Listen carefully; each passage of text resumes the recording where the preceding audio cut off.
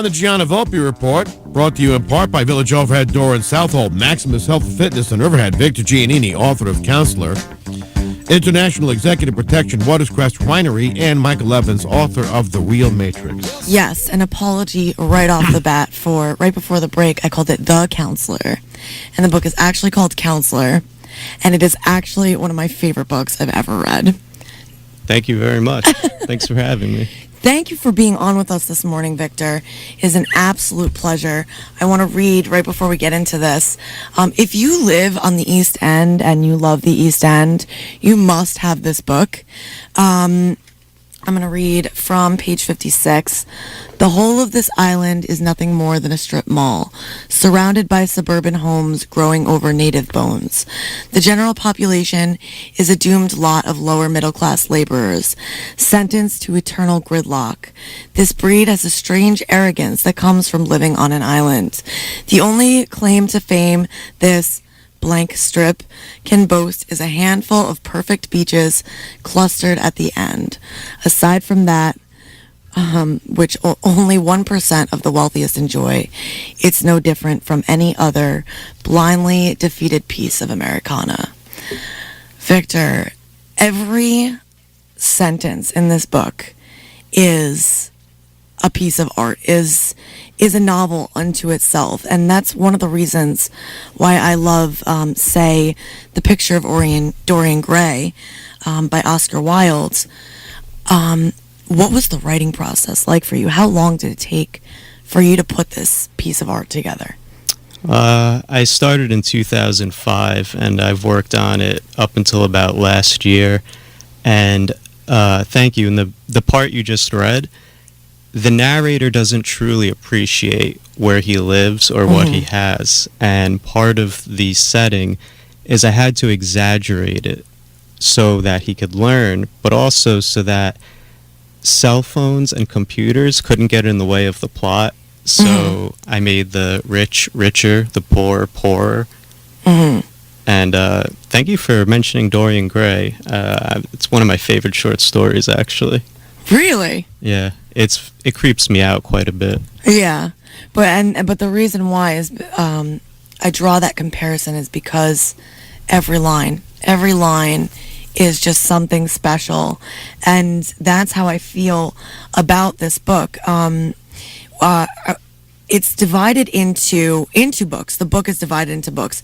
I'm still in book 1, so I would like to just keep having you back as I go through it, and I plan to do so very slowly because I just love every line is something special. Now, how long is the span that takes place here? Because it's very Tarantino-esque. You know, you start with today. Every chapter you'll say today at sunset, last week. You know, how long does this book, how long does it actually take place? The actual timeline is over one night. It's the most important night in Tim Dune's life. The Tarantino-esque part, I think you mean like Pulp Fiction, how it kind of circles around. Right, and you jump back years, you jump back into memory and whatnot. Yeah, that's because memory is what is debilitating Tim. He can't get over the death of his girlfriend, which happened 3 years prior. It's sort of eating his mind, while the brother of the girlfriend is moving on with life. He's dealing with the grief process, and Tim is just stuck. His life is falling apart. And the reason it starts today is that circles back to the end of the book, where we get to see his character arc, what he's learned, what's changed. Is he a better person? Did he get over it? Right.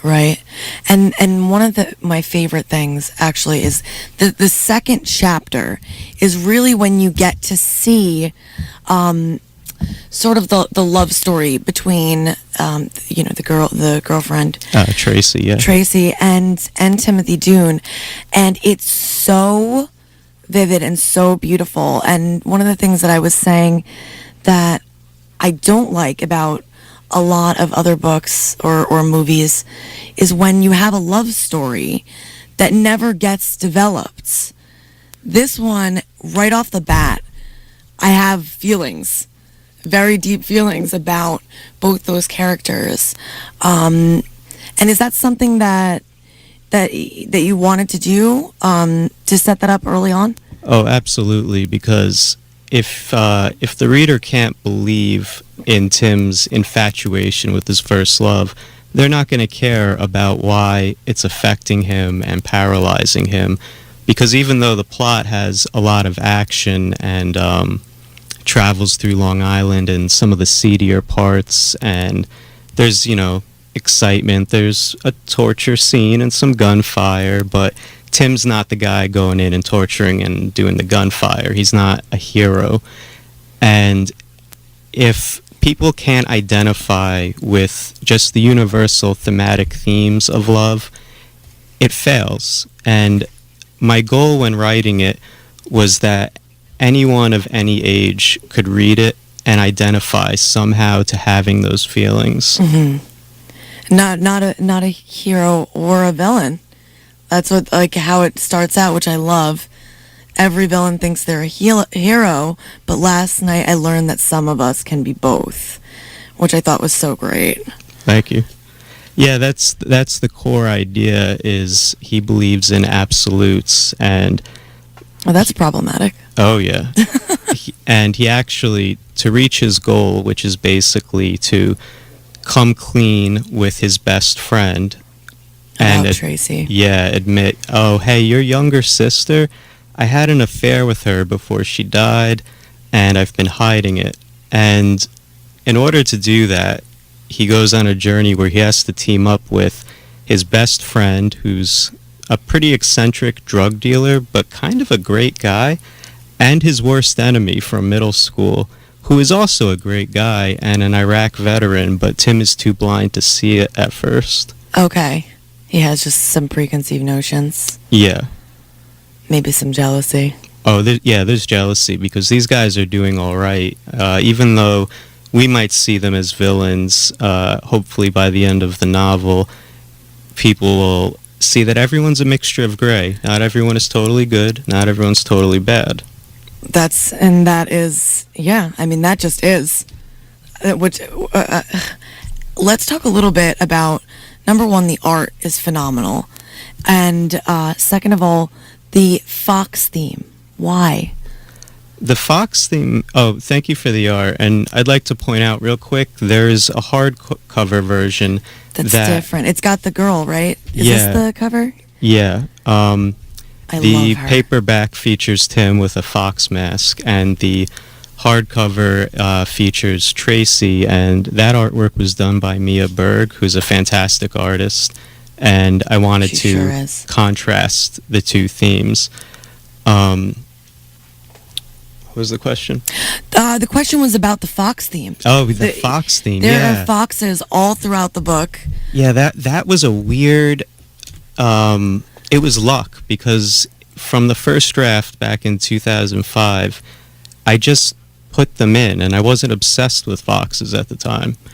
And Tim names his fake sword, which he carries around and is completely useless, he names it Kitsune, and I'd heard it before. I didn't realize it was the Japanese word for fox, or I think it is.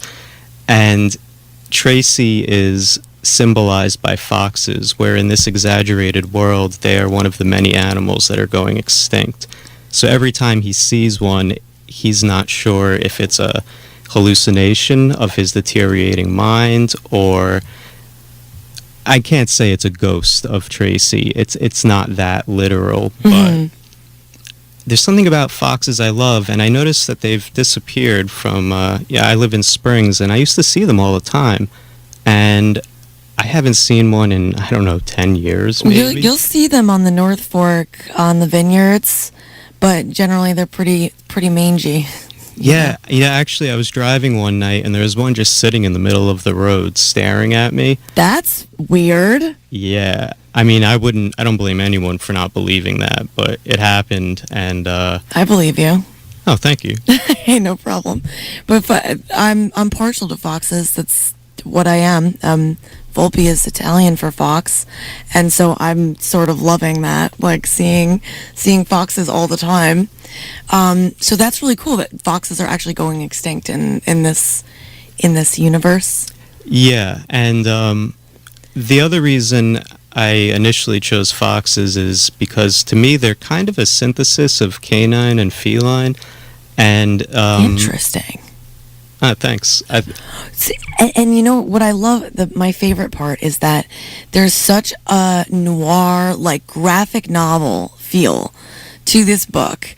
And I know that one of the chapters is actually, you got permission from Neil Gaiman, yeah. That's like, that blows my mind, from the Sandman Chronicles, which I've had the privilege of that I've read. How did you do that?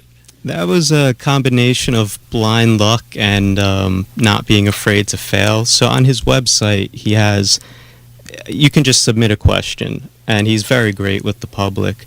So I wrote and I said, I have a very important part of my novel, and the chapter is named after one of your most famous issues ever, called The Sound of Her Wings. I explained the content had nothing to do with what his did, but could I have permission to use it? And legally, I could, but I didn't want to do it without his blessing, even though he'll probably never know the novel exists. And to my great shock, he actually wrote back and said, yeah, man, go for it. That's amazing. Yeah. How did that's just so cool that you got to like have a conversation with him or any type of interaction. Yeah, and that comes from the not being afraid to fail. I mean, for better or worse, I'll approach people I admire and try to have a conversation with them without being too much of an obnoxious ham. And that's how you got your book into the hands of Alda, I'm guessing? Yep, that happened at the Southampton Writers Conference this year. He's a wonderful guy. He's very sweet. Really? Yeah. Not surprised. Also, I remember coming by, meeting your father, and seeing the other things, like you've got some other great pieces of art and graphic novels. Who are some of the other people that you've met out there? Roger Rosenblatt has been a huge influence on me, and when I was getting my master's program in Southampton, the list of people who mentored me and became my friends is still astonishing. I got to work with Jules Feiffer. I grew up as a huge fan of his. Another very sweet man, very friendly. Meg Wolitzer, Julie Sheehan. I mean, the list just goes on, and it's they helped me develop the book because I knew that I felt like I had the right ideas, but that my writing wasn't up to par yet. And they really put in the time and believed in me, and still do. Well, Victor, we are definitely going to have you back. Thank you so much for being here this morning. Everyone, please buy Cal. If you're feeling guilty about the past, worried about the future, feel stuck in your present situation, or you're depressed, there is a reason for that.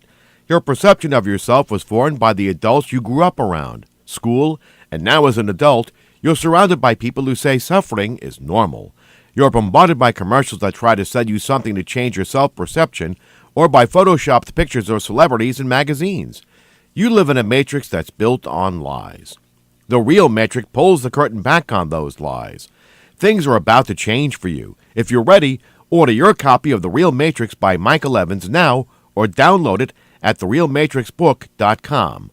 All proceeds will be donated to charity. Discover who you really are and not what others want you to believe. More and more executives understand that in the world they live in, they are a target, and that's why more and more of them have protection. Now you can be part of this growing industry. International Executive Protection can help you on your way to being a certified protection operator.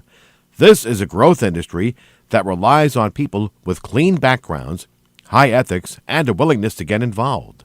International Executive Protection teaches you everything, so when you're on assignment for them, you'll be able to deal with anything that comes up, from disruptive fans to disgruntled former employees. Safety is most people's biggest concern, and the best part of it is that being a certified protection operator helps you stay safe too. So call 1-727-422-7233 and get all the details for yourself. That's 1-727-422-7233, or by email to info@internationalep.com for international executive protection. Waters Crest Winery, 28735 Main Road in Cutchogue, across from Wickham Fruit Farms, is the crest of the North Fork. It's a small boutique winery where the whites are dry and crisp and the reds are big and bold. Their grapes are carefully selected from local North Fork growers and made into wine that will be remembered long after the meal is finished or the celebration is ended. They're open daily at noon until 9 on Friday and Saturday nights. Their tasting room features food from Touch of Venice, so the experience will be everything you were hoping for and then some. They're nationally known for their fine wines, so come and see for yourself what everyone is talking about. There's music every Wednesday evening from 7 until 10 to chase those midweek blues. Call 631-734-5065 or come on in to Waters Crest Winery on the main road in Cutchogue across from Wickham's Fruit Farm. Waters Crest Winery, the crest of the North Fork.